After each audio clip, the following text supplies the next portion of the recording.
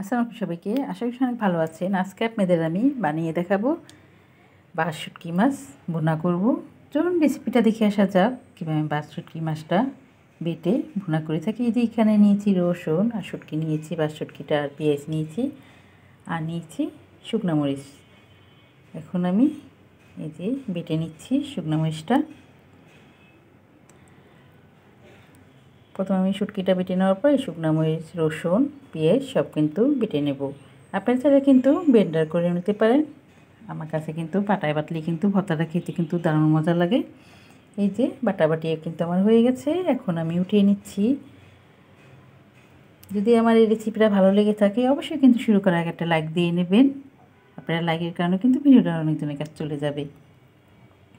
এই দেখতেই পাচ্ছেন বেটে নেওয়ার পর এখন আমি বাটিতে উঠিয়ে নিচ্ছি। উঠিয়ে নেওয়ার পর আমি চুলায় চলে যাব।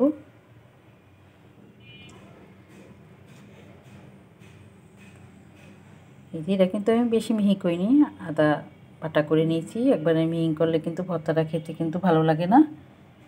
এখন আমি বাগার দিয়ে নেব। আপনারা চাইলে কিন্তু এটা বাগার ছাড়াও কিন্তু খেতে ভালো লাগে।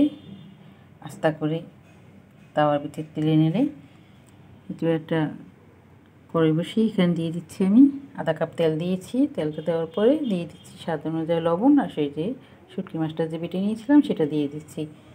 দিয়ে এই যে নাড়াচাড়া দিয়ে মিক্স করে নিচ্ছি। এভাবে কিন্তু শুটকি ভর্তা খেয়ে দেখেন, এটা কিন্তু ফ্রিজে রেখেও কিন্তু অনেকদিন পর্যন্ত সংগ্রহ করে খাওয়া যাবে, খেতে কিন্তু ভালো লাগবে।